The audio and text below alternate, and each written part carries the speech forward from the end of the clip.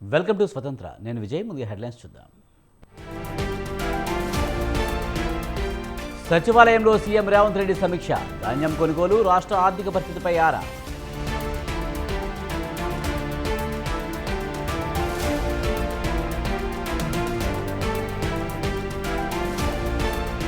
శాంతి భద్రతలు కాపాడవలసిన పోలీసులు ప్రేక్షక పాత్ర వహిస్తున్నారు.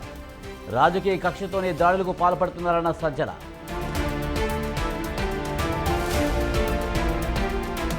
జూన్ 4న వైసీపీ చరిత్ర సృష్టించబోతుంది. జగన్కు రాష్ట్ర ప్రజలు మరోసారి పట్టం కట్టబోతున్నారన్న మేరుగా. 2029 వరకు ప్రధానిగా మోదీ ఉంటారు. బెంగాల్లో 24 నుంచి 30 స్థానాలు గెలుస్తామన్న అమిత్ షా.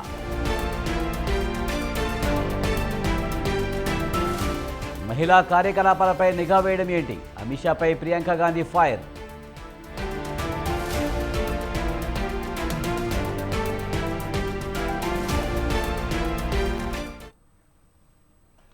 ఆంధ్రప్రదేశ్లో ఎన్డీఏ ప్రభుత్వం ఏర్పడుతుందని కేంద్ర మంత్రి కిషన్ రెడ్డి ధీమా వ్యక్తం చేశారు. 100% కూటమి భాగస్వామ్య పార్టీల గెలుపు ఖాయమన్నారు. ఏపీలో రాజకీయ పరిస్థితులను పరిశీలిస్తే ఈ విషయం స్పష్టమవుతుందన్నారు. తెలంగాణలో జరిగిన లోక్సభ ఎన్నికల్లో కుట్రలతో గెలవాలని ప్రయత్నించిన సీఎం రేవంత్ రెడ్డికి ఓటర్లు తగిన గుణపాఠం చెప్పారని కిషన్ రెడ్డి అన్నారు. రాష్ట్రంలో 2 అంకెల సీట్లు సాధిస్తామని విశ్వాసం వ్యక్తం చేశారు. ఆంధ్రలో ఎన్డీఏ గెలుస్తుంది, అదైతే చెప్పగలుగుతాం. మేము ఖచ్చితంగా ఎన్డీఏ గెలుస్తాం 100%. ఏపీలో నేను అనేది చెప్పలేదు, కానీ నేను కాన్స్టిట్యున్సీ కూడా తిరగలేదు. నేను నా దగ్గర కూడా డబుల్ డీజ్ అంటున్నప్పుడు నెంబర్ చెప్పడం లేదు. గవర్నమెంట్ ఫామ్ చేస్తామని చెప్పాం కదా, అంత మటుకు నేను చెప్పగలుగుతా. నాకు వస్తున్నటువంటి సమాచారం, మీలాంటి వాళ్ళ దగ్గర వచ్చినటువంటి వివరాలు, మా పార్టీ సోర్సెస్ ద్వారా వచ్చినటువంటి వివరాల ప్రకారం, పత్రికలు వస్తున్నటువంటిది, అక్కడ జరుగుతున్నటువంటి రాజకీయమైనటువంటి పరిస్థితులను బట్టి చాలా స్పష్టంగా చెప్పగలుగుతాము.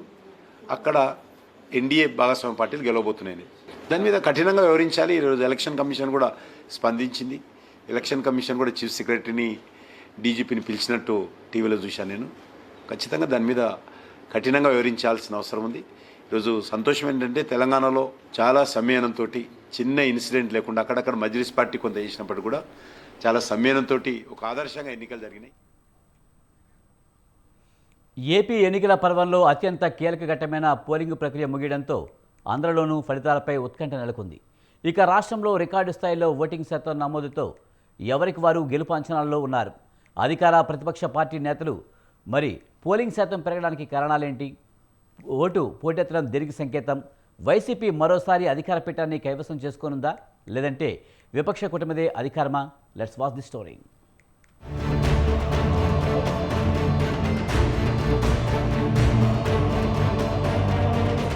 ఏపీలో ఈ నెల 13న జరిగిన అసెంబ్లీ, పార్లమెంట్ ఎన్నికల్లో రికార్డు స్థాయిలో పోలింగ్ శాతం నమోదైంది.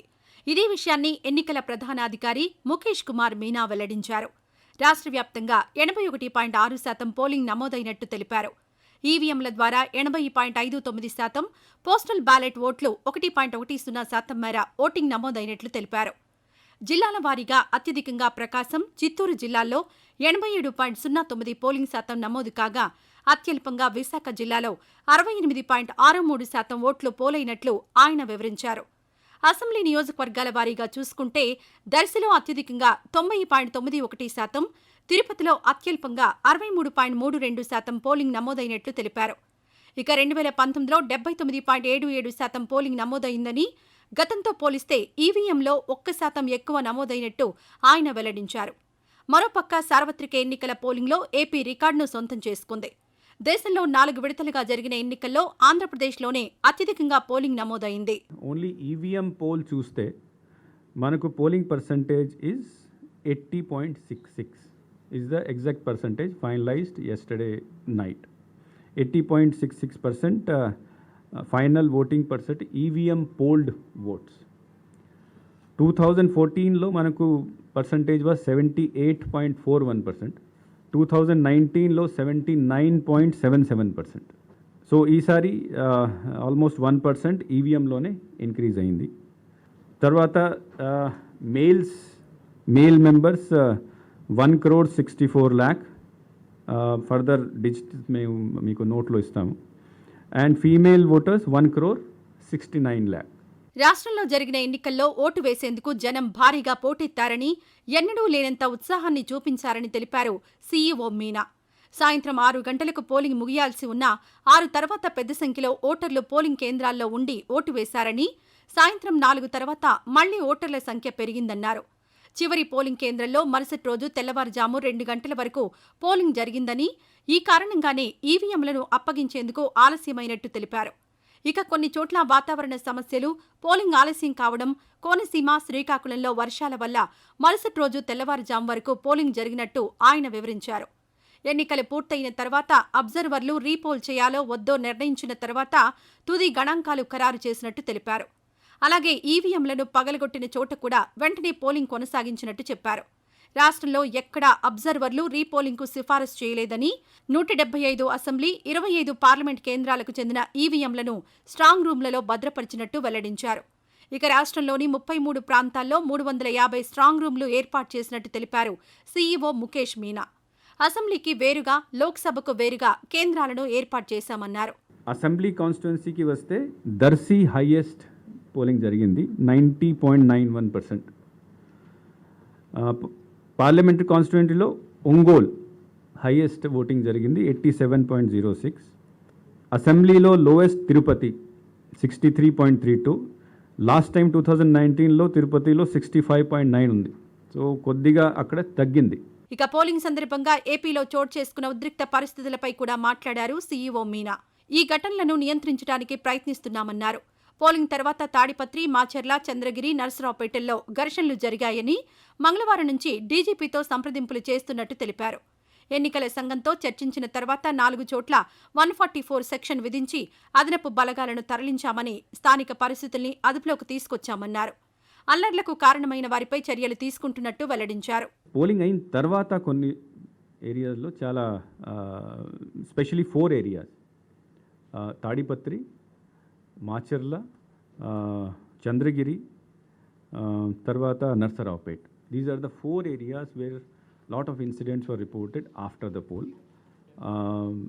From yesterday onwards, Election Commission is in touch with DGP, and some special steps already DGP garu ninnati nunchi initiate చేశారు. ఫర్ ఎగ్జాంపుల్ ఆఫ్టర్ మేము ఎలక్షన్ కమిషన్ ఆయనతో డిస్కస్ చేసిన తర్వాత ఈ అన్ని 4 చోట్ల సెక్షన్ 144 ఇంప్లిమెంట్ చేయడం జరిగింది. పూర్తిగా నాకాబందీ చేయడం జరిగింది. ప్రతి ఈ 4 ప్లేసెస్లో ప్రతి ప్లేస్కి సీనియర్ ఆఫీసర్స్ని, ఎక్స్ట్రా కంపెనీస్, అడిషనల్ ఫోర్సెస్ పంపించడం జరిగింది. ఇదిలా ఉంటే ఏపీలో పోలింగ్ శాతం పెరగడంపై ఎవరికి వారు గెలుపు అంచనాల్లో ఉన్నారు విపక్ష అధికార పార్టీ నేతలు. జగన్పై వ్యతిరేకత వల్లే జనం పోలింగ్ కేంద్రాలకు పోటెత్తారని, ఓటు వేయడానికి ఉత్సాహం చూపారని కూటమి నేతలు చెబుతున్న మాట. భారీ మెజారిటీతో తమ అభ్యర్థులు విజయం సాధించడం ఖాయమని, తమదే అధికార పీఠమన్న ధీమాను వ్యక్తం చేస్తున్నారు. వైసీపీ పాలనలో అభివృద్ధి శూన్యం కాబట్టే జనం జగన్ ప్రభుత్వాన్ని కూల్చే ఉద్దేశంతో భారీగా పోలింగ్ కేంద్రానికి తరలివచ్చారని, విక్టరీ కొట్టడం ఖాయమంటున్నారు.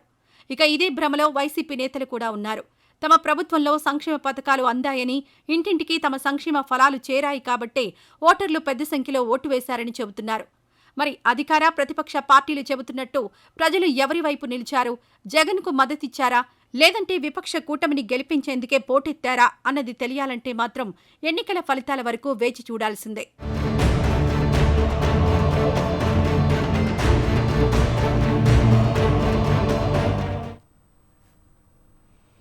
ఆంధ్రప్రదేశ్లో కూటమి 130 సీట్లు గెలవబోతుందని టీడీపీ నేత బుద్దా వెంకన్న ధీమా వ్యక్తం చేశారు. ఏపీలో ఉద్యోగులందరూ కూటమికే ఓట్లు వేశారన్నారు. 2019లో జగన్ను గెలిపించడానికి జనం ఎలా క్యూ కట్టారో 2024 ఎలక్షన్స్లో కూటమి పార్టీలను గెలిపించడానికి ప్రజలు తరలివచ్చారన్నారు. బొత్స, సజ్జల జగన్ గెలుస్తామని మాయమాటలు చెబుతున్నారన్నారు. గతంలో జగన్కు 151 సీట్లు కట్టబెడితే ప్రజలకు ఏం చేశారని నిలదీశారు. ఎన్టీఆర్ తర్వాత చంద్రబాబు ఒక్కరే 4వసారి ముఖ్యమంత్రిగా ప్రమాణ స్వీకారం చేయబోతున్నారన్నారు. అమరావతిలో చంద్రబాబు నాయుడు గారి 4వసారి ప్రమాణ స్వీకారం. ఆంధ్రప్రదేశ్ చరిత్రలో 4వసారి, తెలుగు వాళ్ళ చరిత్రలో 4 సార్లు ముఖ్యమంత్రిగా ప్రమాణ స్వీకారం చేయబోయే నాయకుడు చంద్రబాబు నాయుడు గారే. ఎన్టీ రామారావు గారు 3 సార్లు చేశారు. చంద్రబాబు నాయుడు గారు 4వసారి కూడా చేయబోతున్నారు కొత్త ప్రభుత్వం. అంటే ఒకసారి ఎన్టీ ఎన్టీ రామారావు గారు కూడా 4 సార్లు చేశారు. అయితే ఒకటే ప్రభుత్వం రెండోసారి చేశారు. కానీ చంద్రబాబు నాయుడు గారు ముఖ్యమంత్రిగా 4వసారి ప్రమాణ స్వీకారం చేయబోతున్నారు. అమరావతి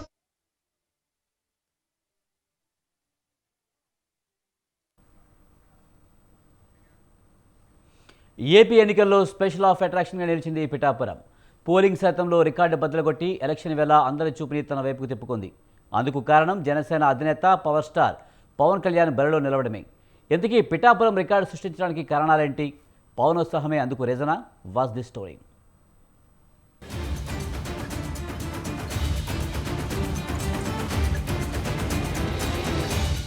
ఏపీలో ఎన్నికలు హోరాహోరీగా సాగాయి. జగన్ను గద్దెదించడమే టార్గెట్గా నువ్వా నేనా అన్న రేంజ్లో సమ్మర్ని మించి పొలిటికల్ హీట్ని పెంచాయి. అధికార పార్టీని ఎలాగైనా మట్టి కరిపించాలన్న కసిలో ప్రతిపక్ష పార్టీలైన టీడీపీ, జనసేన, బీజేపీలు ఒక్కటిగా రణరంగంలోకి దిగాయి. ప్రభుత్వ ఓటును చీలనివ్వనని కంకణం కట్టుకున్న సేనాని అదే దిశగా వ్యూహాలకు పదును పెట్టి ముందుకు సాగారు.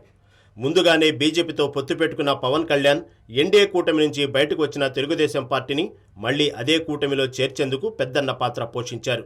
దీంతో ఎడముఖం పెడముఖంగా ఉన్న బీజేపీ, టీడీపీలు కలిసిపోయాయి. మళ్లీ మిత్రబంధాన్ని కొనసాగించాయి. ఇలా జగన్ను మట్టి కరిపించేందుకు అంతా ఒక్కటిగా ఎన్నికల బరిలోకి దిగాయి. ఇలా పవన్ కళ్యాణ్ ఏపీ ఎన్నికల్లో కీలక పాత్ర పోషిస్తే మరోవైపు తన గెలుపుపై కూడా అదే ఎత్తుగడతో ముందుకు సాగారు.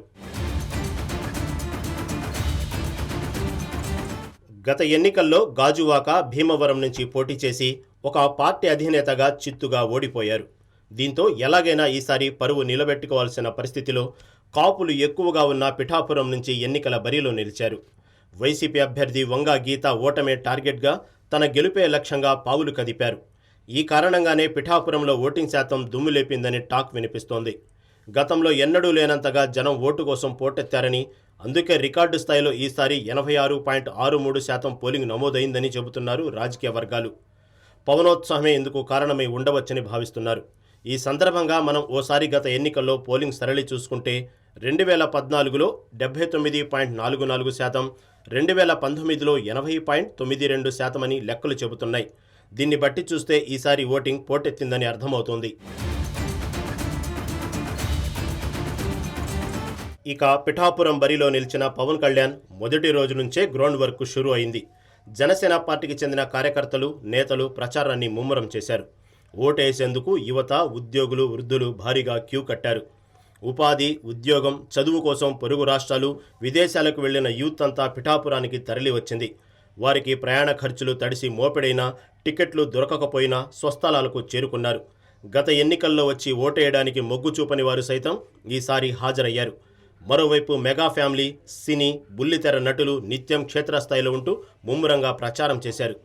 ఈ క్రమంలో రికార్డు స్థాయిలో పోలింగ్ శాతం పెరిగింది. దీంతో పవన్ కళ్యాణ్ గెలుపు ఖాయమన్న ధీమాలో ఉన్నారు జన సైనికులు, పవన్ ఫ్యాన్స్. మరి వారంతా ఊహిస్తున్నట్టు జనసేనాని విజయకేతనం ఎగరవేస్తారా?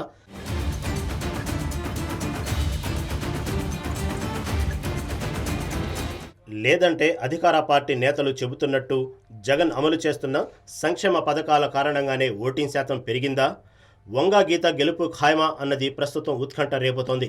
మరి ఏది నిజమన్నది తెలియాలంటే జూన్ 4న ఫలితాలు విడుదల వరకు వేచి చూడాల్సిందే.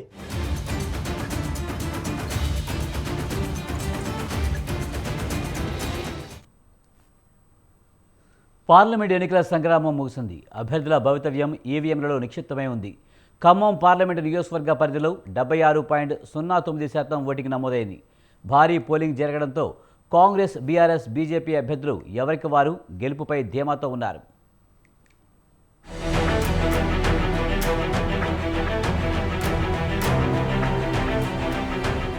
ఖమ్మం, మహబూబ్నగర్ పార్లమెంటు నియోజకవర్గాలకు జరిగిన ఎన్నికల్లో త్రిముఖ పోటీ జరిగినా ప్రధాన పోటీ బీఆర్ఎస్, కాంగ్రెస్ మధ్య జరిగింది.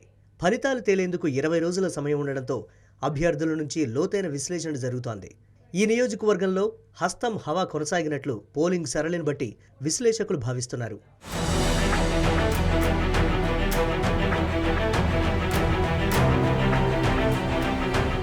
ఖమ్మం పార్లమెంటు సీటు ఒకప్పుడు కాంగ్రెస్కు కంచుకోట. తరువాత టీడీపీ, అనంతరం బీఆర్ఎస్ ఖమ్మం నుంచి విజయం సాధిస్తూ వచ్చాయి. బీజేపీ ఈ నియోజకవర్గంలో ఇప్పటివరకు ఎన్నడూ గెలవలేదు.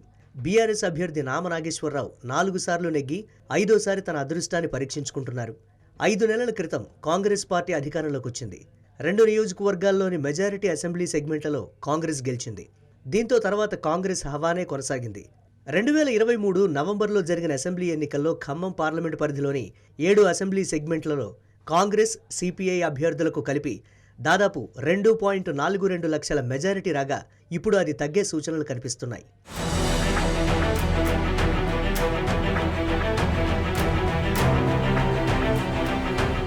కాంగ్రెస్ అభ్యర్థి రామసహాయం రఘురామరెడ్డి, బీఆర్ఎస్ అభ్యర్థి నామనాగేశ్వరరావు, బీజేపీ అభ్యర్థి తాండ్ర వినోద్రావు ఎవరి విశ్లేషణలు వారివి.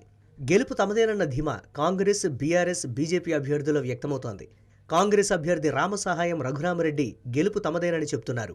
గెలుపు ఖాయమని, 1,00,000 నుంచి 1,50,000 ఓట్ల మెజారిటీ ఖాయమనే అంచనాకు ఆ పార్టీ వచ్చినట్లు తెలుస్తోంది.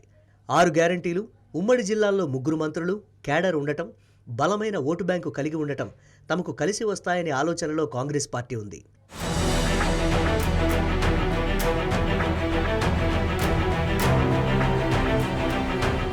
బీఆర్ఎస్ అభ్యర్థి నామనాగేశ్వరరావు కూడా ఓటింగ్ సరళిని బట్టి చూస్తే తమకే అనుకూలంగా ఉందనే భావన వ్యక్తం చేస్తున్నారు.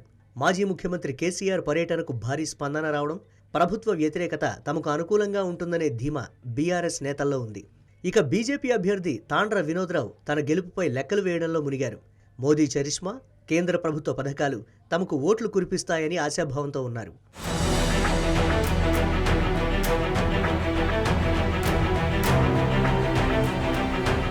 రెండు 2009 పార్లమెంట్ ఎన్నికల్లో 82.08%, 2014 ఎన్నికల్లో 82.13% పోలింగ్ నమోదైంది. 2019 పార్లమెంట్ ఎన్నికల్లో బీఆర్ఎస్ అభ్యర్థి నామనాగేశ్వరరావు 5,67,459 ఓట్లు రాగా, కాంగ్రెస్ అభ్యర్థి రేణుకా చౌదరికి 3,99,397 ఓట్లు వచ్చాయి. ఇక సిపిఎం అభ్యర్థి బోడా వెంకటేష్కు 57,102 ఓట్లు పొందగా, బీజేపీ అభ్యర్థి దేవకి వాసుదేవరావుకు 20,488 ఓట్లు వచ్చాయి. ఈసారి సిపిఎం కాంగ్రెస్కు మద్దతిచ్చింది. ఈ నేపథ్యంలో ఫలితాలపై కాంగ్రెస్ భారీ అంచనాలతో ఉంది.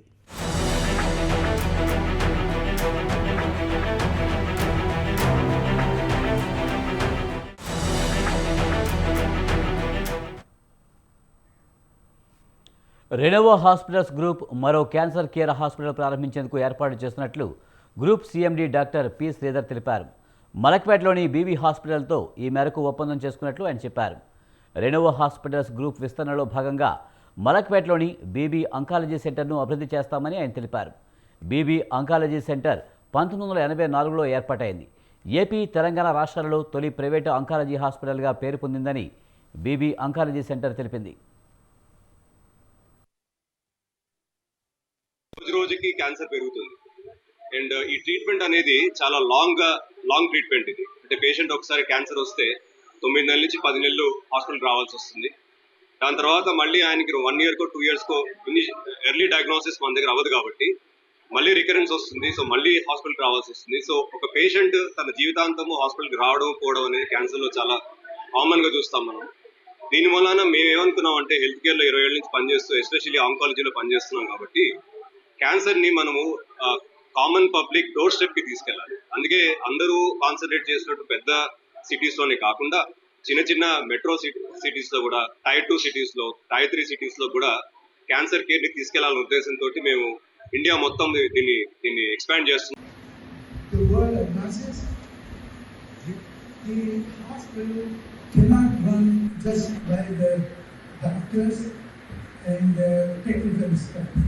There is a whole team of management. Management plays a very major role in making this hospital or institution successful or failure. We lack management for a very long time. Dr. Ilyas took care of it for 3 years and did his best. But again, the team gave only advancement in the medical field, but also in the management to keep space where the world is going. So we felt that we need the center of expertise that the Innova Group would have developed over the years, the skills of not only the professional of the management. The word of masses, the hospital. Lok Sabha ఎన్నికల వేళ ఢిల్లీ ముఖ్యమంత్రి Arvind Kejriwal Tihar jail నుంచి విడుదల కావడం ఓ సంచలనం. Tiger is back అంటూ Aam Aadmi party ఢిల్లీలో పోస్టర్లు ప్రదర్శించింది. లోక్సభ ఎన్నికల్లో పులి గర్జిస్తుందా, ప్రత్యర్థుల్ని వేటాడుతుందా తెలియదు కానీ ఢిల్లీ, పంజాబ్లలో ఎన్నికల సందర్భంగా కేజ్రీవాల్ ప్రచారంతో హోరించవచ్చు. ఇండియా కూటమికి కొత్త ఊపు ఉండవచ్చు. కేజ్రీవాల్ తన ప్రచారంతో ఏ మేరకు ప్రభావం చూపుతారన్నది చర్చ.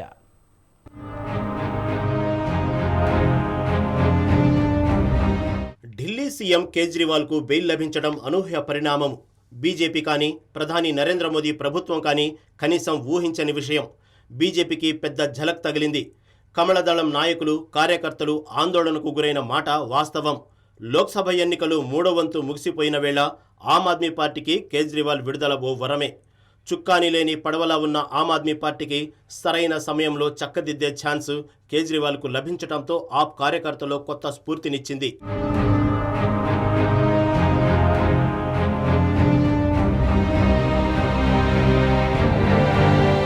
కోర్టు చరిత్రాత్మకమైన తీర్పు. విచిత్రమేమిటంటే ఢిల్లీ ముఖ్యమంత్రి కేజ్రీవాల్, ఆయన లీగల్ టీం బెయిల్ కోరలేదు. అరెస్టు చట్టబద్ధతను మాత్రం సవాల్ చేశారు. కేసు చెల్లుబాటుపై కానీ, కేసు మెరిట్పై కానీ కోర్టు తీర్పు ఇవ్వలేదు. అలాగే శాశ్వత బెయిల్ కూడా ఇవ్వలేదు. తుది తీర్పు కోసం ఈ కేసు ఇప్పటికీ కోర్టు విచారణలో ఉంది. ప్రజాస్వామ్య ఉద్ధరణ కోసం 5 ఏళ్లకోసారి వచ్చే ఎన్నికల్లో పాల్గొనడం ప్రజాస్వామ్యపరంగా తప్పనిసరి అని పేర్కొంటూ కేజ్రీవాల్కు మధ్యంతర బెయిల్ మంజూరు చేసింది. ముఖ్యమంత్రిగా, జాతీయ పార్టీ నాయకుడిగా కేజ్రీవాల్కున్న స్థానం, ఎలాంటి నేర చరిత్ర లేని రికార్డుల దృష్ట్యా ఆయన ఎన్నికల్లో పాల్గొనడం అవసరమని కోర్టు జడ్జీలు అభిప్రాయపడ్డారు. ఆయనను 21 రోజుల పాటు విడుదల చేస్తే కేసుకు వచ్చే నష్టం ఏదీ లేదని కోర్టు వెల్లడించింది.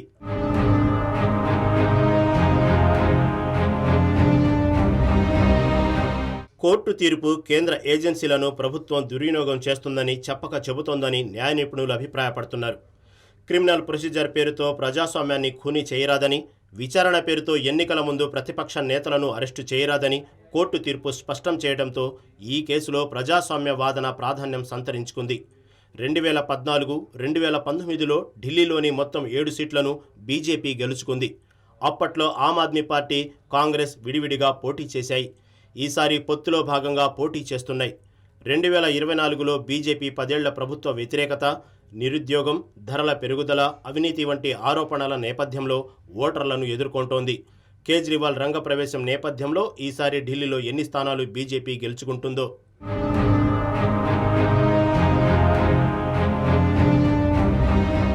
ఢిల్లీ సీఎం కేజ్రీవాల్ బుధవారం ఎన్నికల ప్రచారం ప్రారంభించారు. మొదట ఇండియా కూటమి అభ్యర్థులకు మద్దతుగా లక్నో, 16న జంషెడ్పూర్, 17న ముంబైలో ప్రచార సభల్లో పాల్గొంటారు. అనంతరం ఢిల్లీ, పంజాబ్లోనూ ప్రచారం చేస్తున్నారు. ఢిల్లీలో మే 25న ఎన్నికలు జరుగుతాయి. ఆమ్ ఆద్మీ పార్టీ 4 స్థానాల్లో పోటీ చేస్తోంది. మిగతా 3 స్థానాల్లో కాంగ్రెస్ పోటీ చేస్తోంది. పంజాబ్లో కాంగ్రెస్, ఆమ్ ఆద్మీ పార్టీ విడివిడిగా పోటీ చేస్తున్నాయి. కేజ్రీవాల్ దాదాపు 56 రోజులు జైలులో ఉండటంతో ఆమ్ ఆద్మీ పార్టీ ప్రచారంలో స్తబ్దత నెలకొంది. ఇదే సమయంలో కేజ్రీవాల్ భార్య, మాజీ ఐఆర్ఎస్ అధికారి సునీతా కేజ్రీవాల్ ఢిల్లీలోనే కాక గుజరాత్, పంజాబ్లో ప్రచారం చేసినా దాని ప్రభావం అంతంత మాత్రమే. కేజ్రీవాల్ క్షేత్రస్థాయి ప్రచారానికి దిగటంతో ఢిల్లీలో రాజకీయ వాతావరణం మరింత వేడెక్కింది.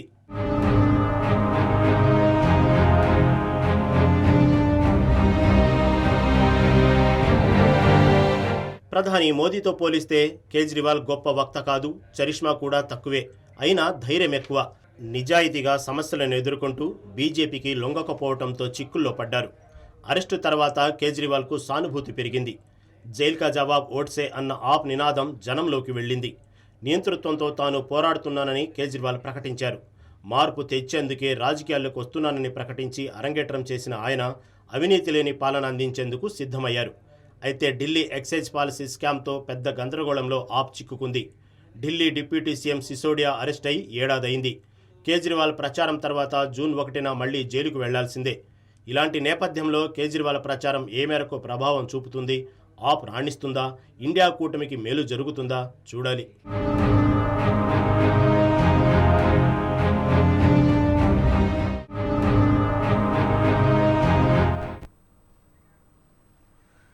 ఓటీటీల ప్రభావం, సమ్మర్, పొలిటికల్ హీట్ ఎఫెక్ట్ థియేటర్లపై పడింది. కరోనా తర్వాత ఇన్నాళ్లకు మళ్లీ సినిమా హాళ్లు మోగబోనున్నాయి.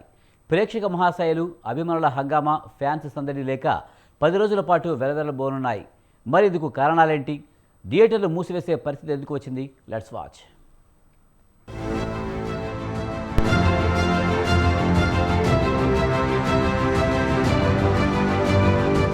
తెలంగాణలో థియేటర్ యాజమాన్యాలు సినిమా ప్రియులకు షాక్ ఇచ్చాయి. కరోనా తర్వాత మళ్లీ ఇన్నాళ్లకు సినిమా హాళ్లు ఓ 10 రోజులు మోగబోనున్నాయి. ప్రస్తుతం సినిమాల విడుదల లేకపోవడంతో థియేటర్లు నడపడం పెను భారంగా మారింది. దీంతో సింగిల్ స్క్రీన్ థియేటర్ల యాజమాన్యం ఈ నిర్ణయం తీసుకుంది. ఈ మేరకు మే 17 నుంచి సినిమా హాళ్లు క్లోజ్ కానున్నాయి. అయితే ఇటీవల కాలంలో ఓటీటీ ప్రభావంతో థియేటర్లకు దూరమయ్యారు ప్రేక్షక జనం. ఇక దీనికి తోడు తెలుగు రాష్ట్రాల్లో ఎన్నికలు, ఐపీఎల్ సీజన్, మండు టెండలు, అగ్ర హీరోల సినిమాలు రిలీజ్ కాకపోవడం, ఇలా అన్ని కారణాలు సినిమా హాళ్లపై ఎఫెక్ట్ చూపించాయి. దీంతో థియేటర్ నడపడం, వాటి మెయింటెనెన్స్ తలకు మించిన భారంగా మారిందని, సింగిల్ స్క్రీన్ థియేటర్స్ ఇప్పుడు సరిగ్గా నడవడం లేదు కాబట్టే తప్పనిసరి పరిస్థితుల్లో మూసివేస్తున్నట్లు యాజమాన్యాలు చెబుతున్నాయి. సినిమా వేస్తే 6,000 నష్టం వస్తుందని, వేయకపోతే 4,000 నష్టంతో పోతుందని, అందుకని మూసేయడమే మంచిదన్న నిర్ణయమన్న అభిప్రాయంతో single screen theatres owners association అధ్యక్షుడు విజయేందర్ రెడ్డి అన్నారు.